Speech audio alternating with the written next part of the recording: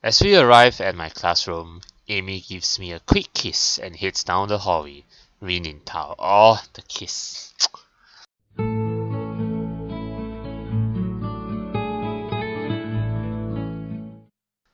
I turn to enter the classroom to be met by the duo of Shizune and Misha, and Shizune doesn't look happy.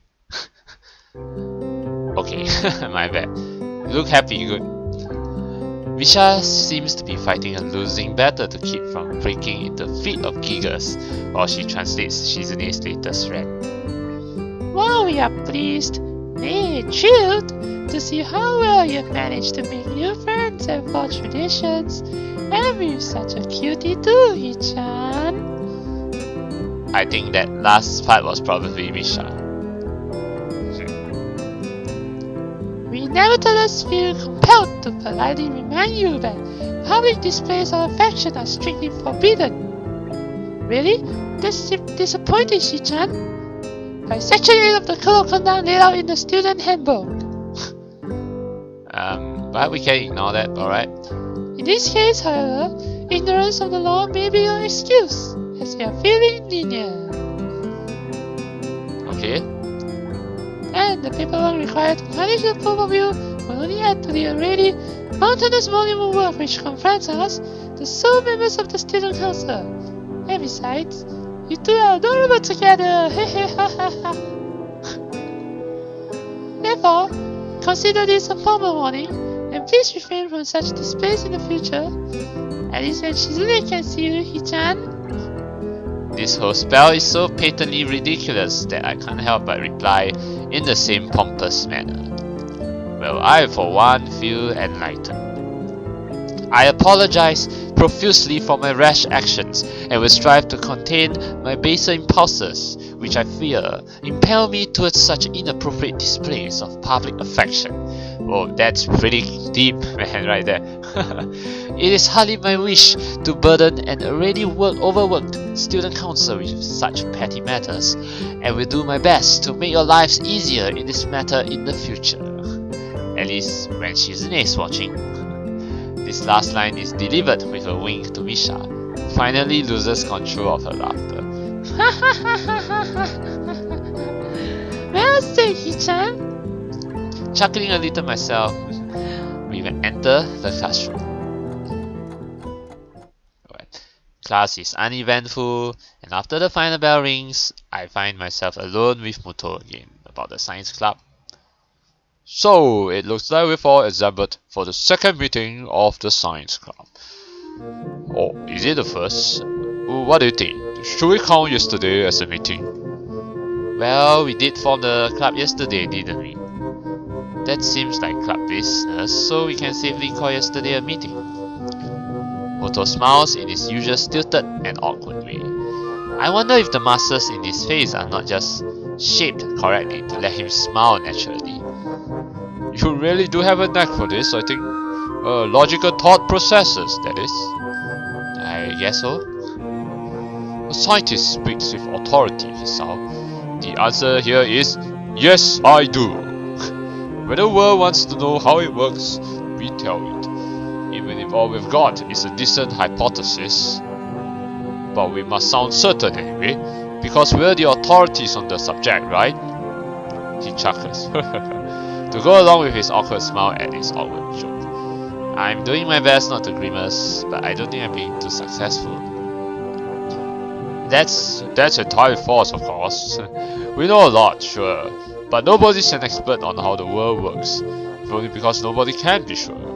With no certainty, there are no experts. But we like to pretend sometimes, you know. There are some things we can be certain of, right? Yes, but no.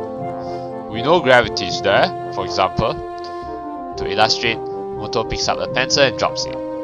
See? Still there. But it's good to check every once in a while. That makes utterly no sense. I mean, gravity is clearly there. But what do you mean by it's good to check every once in a while? That's why you still see researchers mucking about with gravity.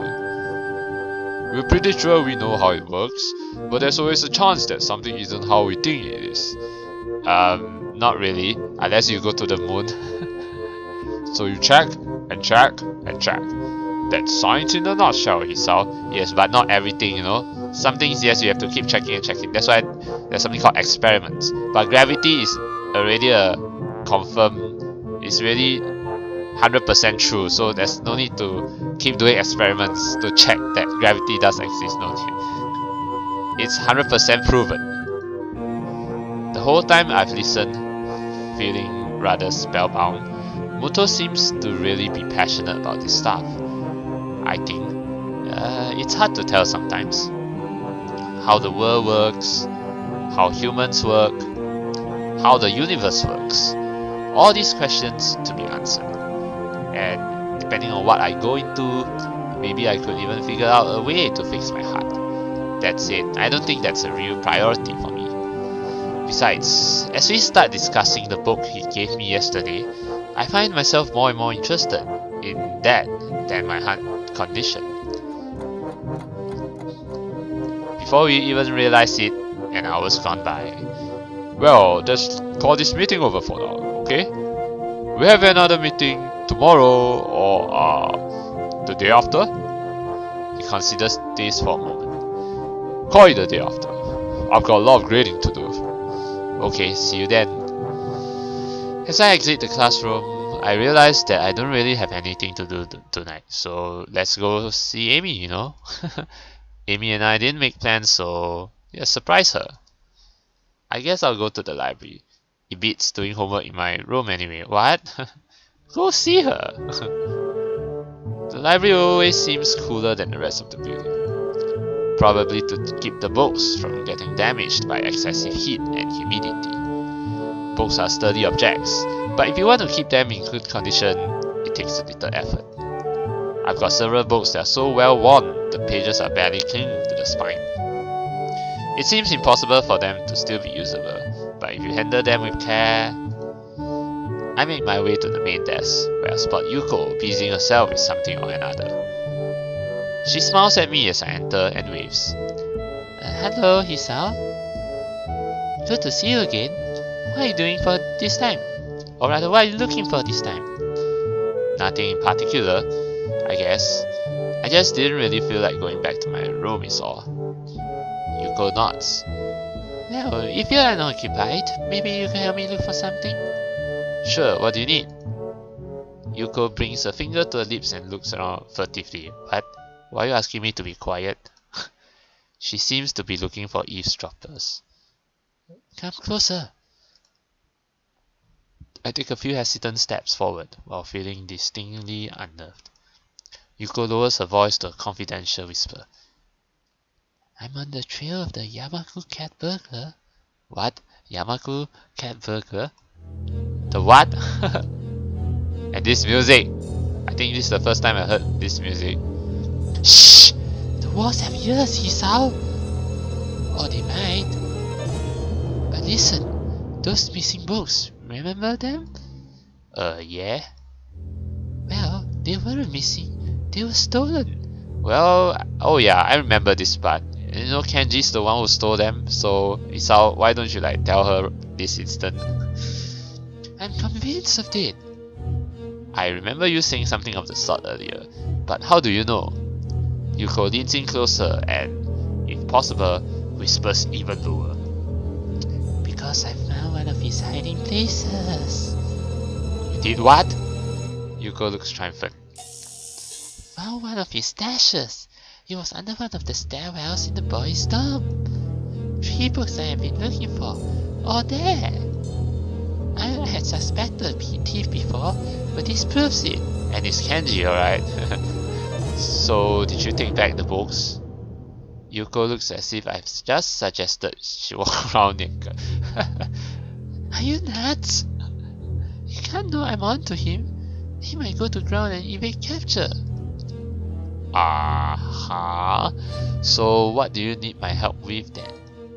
Yuko casts another glance around the library and leans in closer. You've got to spy for me. What? Spy? Yeah, like when you're in the dorms, you know? Keep an eye out for suspicious activity. what constitutes suspicious anyway?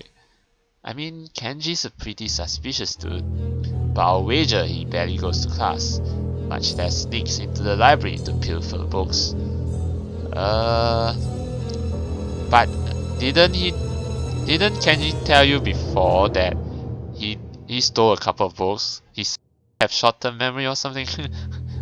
Anyway, still, what's the harm in saying yes? At the least, it'll get me out of this weird conversation. Yeah, I can do that, no problem. Yuko straightens up and claps excitedly. Wait! Now hurry up and talk about something else in case someone comes in. How's the school treating you? Pretty well actually. I've been running in the mornings with Amy Ibarasaki, right? yeah, okay, now the topic has suddenly changed. That's nice. How did you know? I served you two in the tea house, remember? Oh, now you remember, okay. I deduced that if you were gonna run with anyone, it would probably be her.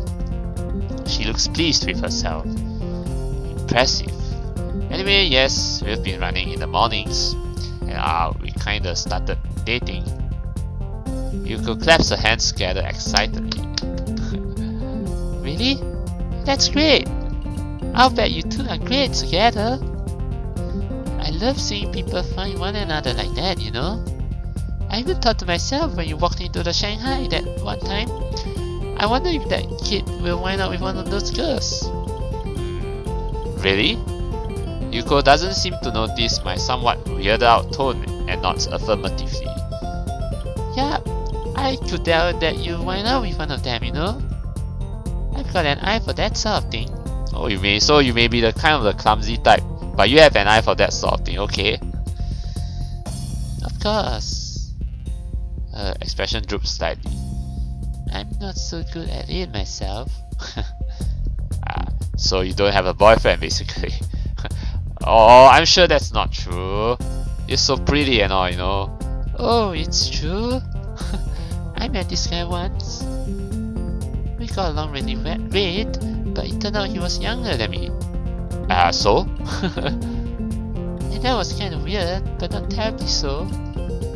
What was really weird was that he disappeared one day, and I've not seen him since then.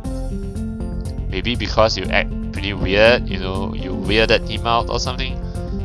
Huh, that does seem kind of odd. Doesn't it? I hope it wasn't something I did. I feel compelled to reassure her. I'm sure it wasn't, don't worry about it. I intend to try and calm her down further, but the both of us jump in surprise at the ringing suddenly coming from my pocket. And that's a pretty loud ringtone there. I thought it was like the library phone or something, but turns out it's actually the cell phone. Yuko sighs to steady herself as I pull the phone from my pocket. I feel a little sheepish for indirectly causing the incident. Amy? What's up? Oh, thank God I haven't called your phone before, so I didn't know if this number would work, or whether you pick up, and I can't... Whoa, there, slow down. What's wrong? There's a pause on the other side of the line, during which I can hear Amy trying to control her breathing in order to calm down. Seems like trouble. Something's got her terribly agitated, and is starting to agitate me. Can you stop by? Like now? Or shortly after that now? I really need to talk to you. Oh, we're going to have a one-to-one chat, alright? There's a tone of pleading in the last sentence that I don't think I've ever heard from her. Of course, I'll be right there. Hold steady, okay? In my increasingly agitated state, I've apparently started saying things that don't quite make sense. Okay, I'll be okay. See you soon. I pressed the button to end the call before slipping the phone back to my pocket. Apologized to Yuko for running off, and run off. Perhaps at some point I would have stopped to think about the time, or how suspicious it looks for a guy to enter the girls' dorm at this hour. Except right now, I'm just concerned with getting to Amy and finding out what's wrong and how I can help her. I knock on the door and am greeted with a subdued "Come in." Something is very wrong as I stare at the scene before me. Amy's there, yes, but she's in a wheelchair. And her legs are missing. I glance around the room and see them sitting in a corner, looking like they have been thrown there. Oh? Amy responds to my entrance with a lopsided grin that is both pleased to see me and completely, utterly heartbroken. What's wrong? Is it that you can't wear those prosthetics for the time being?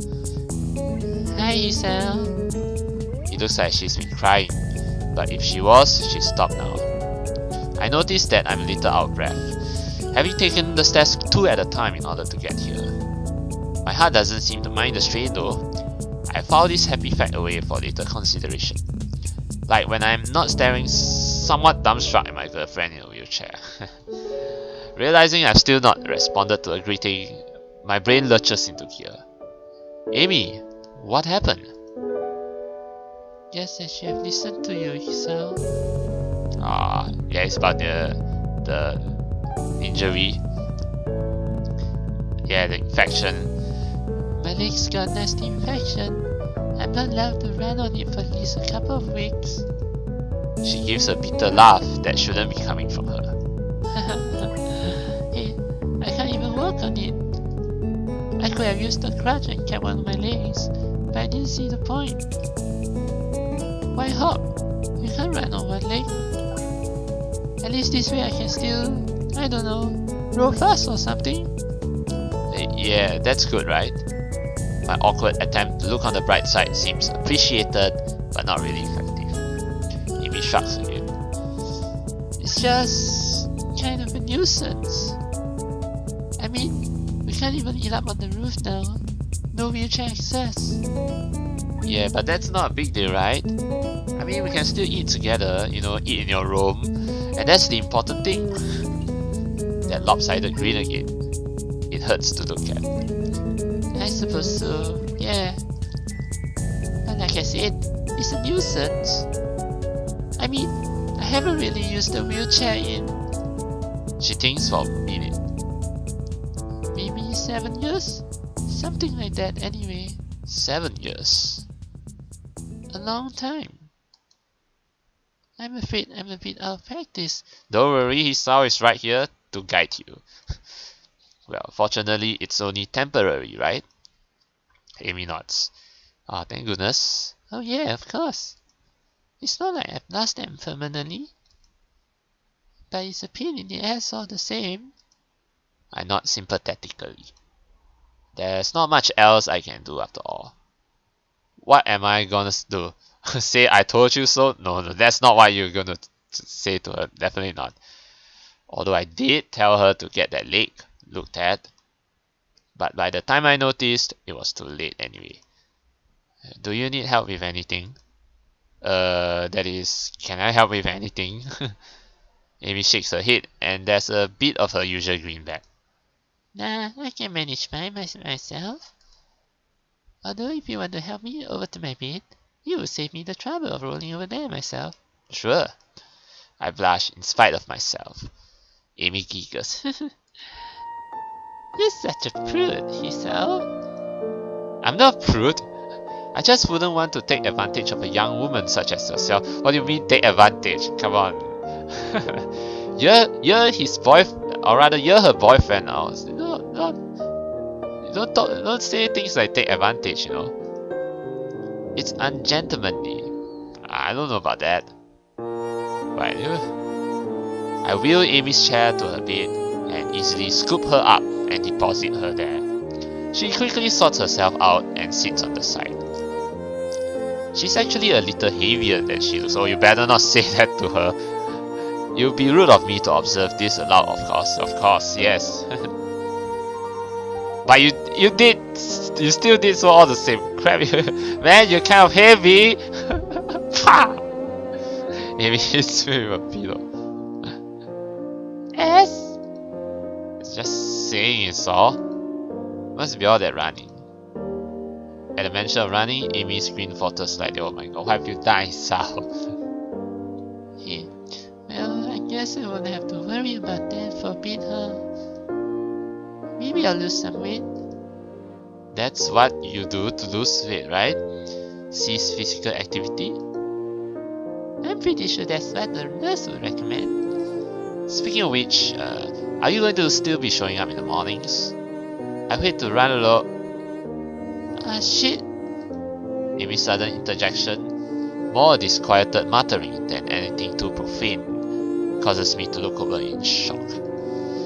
She's leaning forward, trying to cover the fact that she's crying by covering her eyes with her hand. Of course, the subdued sobbing makes it pretty obvious that she's crying. Hey, I'm sorry.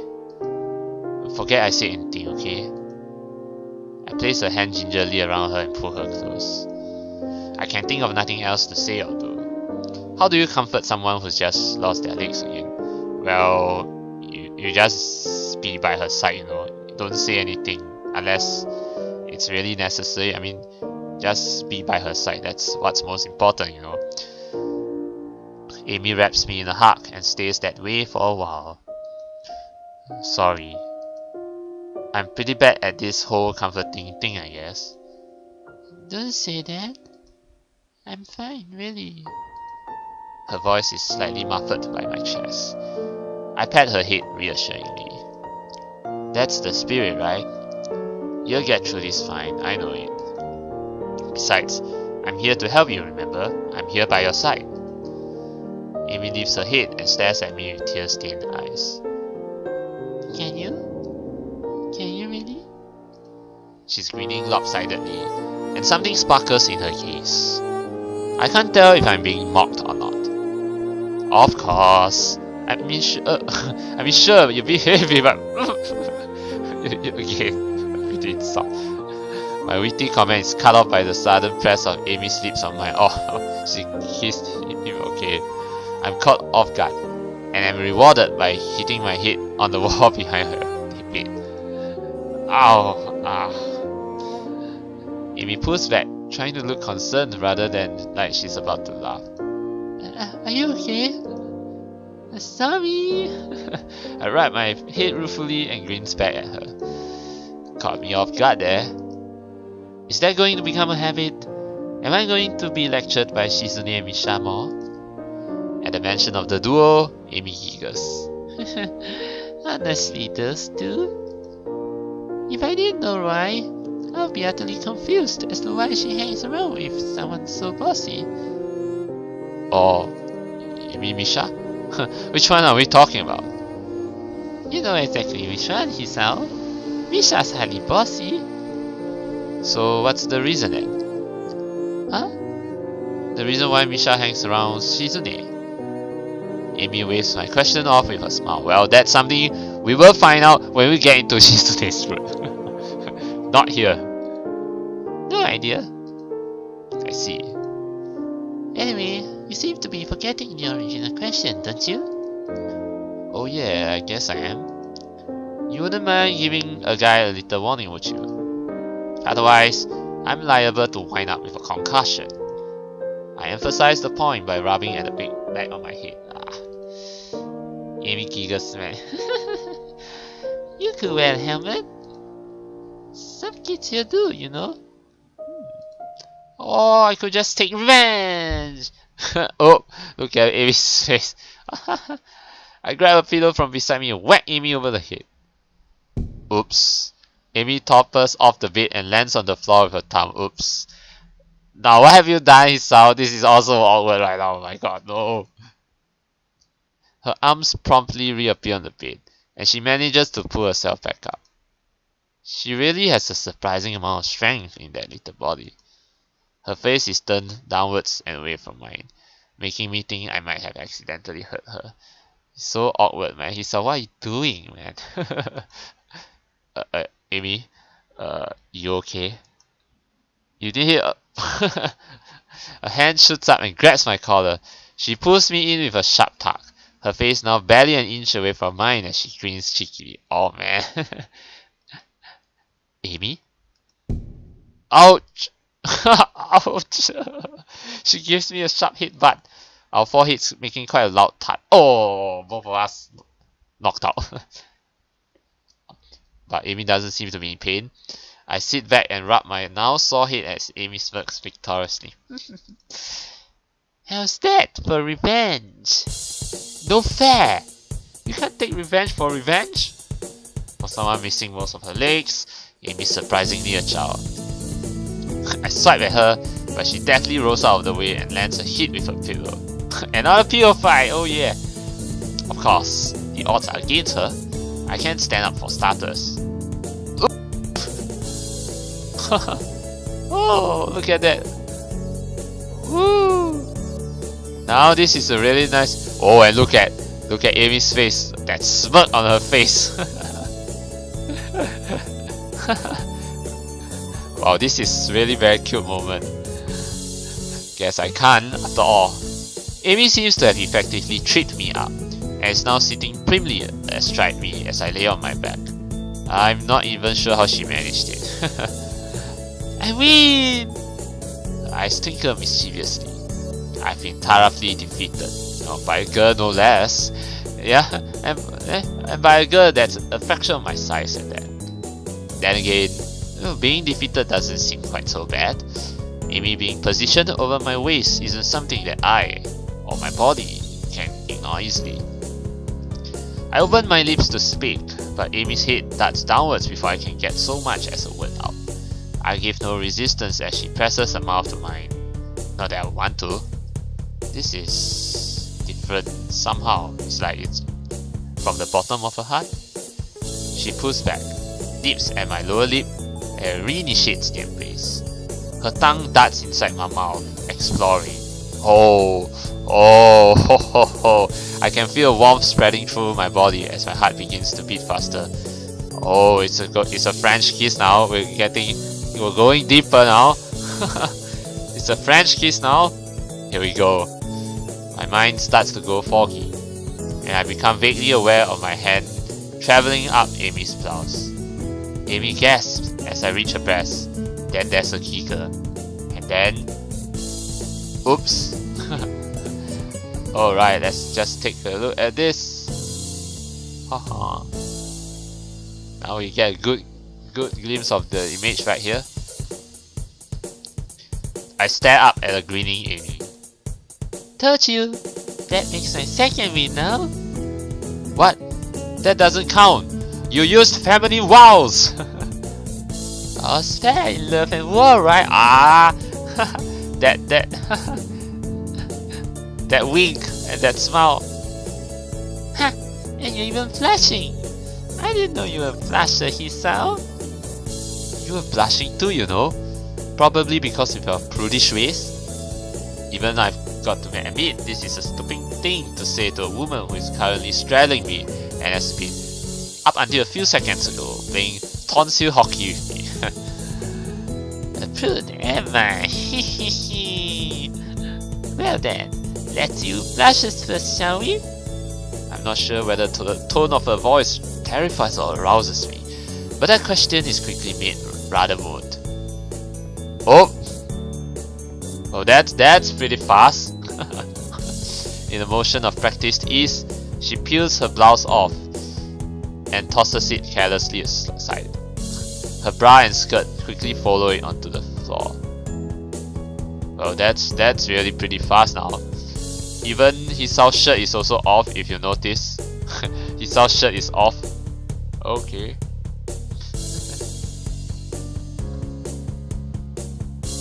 Yeah. Blouse off. Ha! I fight the urge to blush. It's a rather hard task. Escalation, is it? My own shirt follows suit, albeit with some difficulty thanks to my position. Amy mock yawns. Okay, yeah, but the shirt was already off before her shirt and skirt were off. So, yeah. Oh, mock yawns. Alright, let's just take a good look right here. Oh yeah. Okay. You have to try harder than. My hand gently caresses Amy's fair skin, causing her to shiver. It would seem that my hands are acting on their own again. If our position had let me, I would probably have finished her undressing for me. Oh yes. I know where you're caressing. I start to say something about how Amy's starting to blush, but both of us are very rapidly reaching the edge of something very badly holding us back. Conversation grinds to a halt, and I feel my arms losing energy. Neither of us, however, is prepared for this sudden new sensation. An indescribable heat surges through me, coming from both myself and, it seems, Amy as well. With one hand on my chest to steady herself, and another holding mine to make sure that I can't have my way with her body again, she looks quite pleased with herself. And then, after a moment's hesitation, she moves. And she moves again. And again. As she moves, Amy's breath hitches. My breathing is starting to come faster, and more regularly as well. Well, I think I kind of know what you mean by moving. Amy's body shivers and shudders against mine. Like, you know what? I can feel her starting to lose her balance. It must be harder for her to keep steady because she's missing her legs. I steady her as best as I can, cupping my hands around her backside. It's firm and taut. Makes sense, considering how much she runs. The potential power in those muscles makes them flex as she responds to my touch. What I fail to take into account is the fact that my attempt to steady Amy kind of slides her forward, and well, it feels amazing. Her panties slide easily against my trousers, and it doesn't take us long to figure out a rhythm. But Amy refuses to keep to it, going now fast, now slow, now pausing for what feels like an eternity. I'm not sure whether she's doing this to toy with me, or if it's to make her feel better, but I'm well past caring. The heat between us is growing more intense, and I can't hold back a gasp. The noise only seems to drive Amy along. I begin to punctuate her movements with some of my own, which causes her modest breasts to bounce in time with my movements. Her breath begins to come faster as we continue, my own breathing becoming equally quick. With her eyes closed, her lips purse expectantly.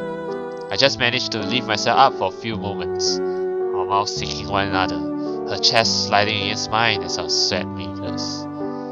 As I flop back down, my trousers are soaked with sweat. I would take them off if it didn't mean stopping what we're doing. And I don't want to stop what we're doing. Stop this growing pleasure, this tickling in the back of my brain. Amy's sliding faster and faster, panting heavily, her voice seemingly unable to convey what she's feeling. Her body, on the other hand, is doing a fine job. Oh yes, but as you can see, we're still wearing clothes, at least the bottom half anyway. Suddenly she moves a little more erratically as my own breath hitches in my throat, ending in a final desperate thrust that sends me over the edge into a surging feeling I didn't know existed.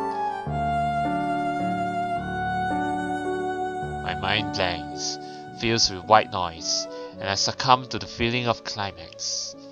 For a few seconds, everything else in the world falls away, except for this amazing feeling of Amy and I together. Now this is poetry, literature right here. Perfect literature. And then it passes. The white noise clears, and I'm left staring up into the eyes of the girl atop me. For a few minutes, neither of us speaks. The sound of our breathing fills the room, our chests heaving from the experience. She eventually, reluctantly, shifts off of me and sits against the wall. I join her. So, did I blush? I didn't notice. Did I? Amy shrugs, still breathing a little heavily. Didn't notice either? Well, maybe you should. Well, Rin, Rin, Rin, Rin, wait to ruin the moment, Rin. Ah! I need to use your window. My first instinct is to hide, but then I realized that I'm still utterly exhausted and sitting next to a topless Amy. so there's no running anyway. Green's eyes pass over Amy and me and focus on the window. There was a cloud. A cloud? Green nods. Yes, I pretend I didn't see anything, you know. I was watching it from my window, but I didn't stay in my window. So I need to use your window. Amy shifts a little, causing me to cough in order to cover up a giggle of my own. How long do you need the window for? Well, busy. This time I can't contain my laughter. Rin ignores both Amy and me and peers out the window. Her shoulders slump and she looks disappointed. It changed into something else. Disappointing. Amy's having trouble keeping a straight face. And like, can you leave, you know? Sorry to hear that, Rin. Could we have a little privacy now, please? Rin shrugs, as if to say can you, and hooks her foot around the door, pulling it close behind her. We both dissolve into raucous laughter, unable to deal with Rin's bizarrely timed visit any other way. Okay, at least Rin is still okay, but if it's someone else, well man, it'll be goddamn awkward. After our laughter dies down, I look to Amy. We're both a total mess. Well... Amy raises an eyebrow. Well? Again? Again? Amy grins and laughs, and then she nods. We should probably ditch the clothes this time.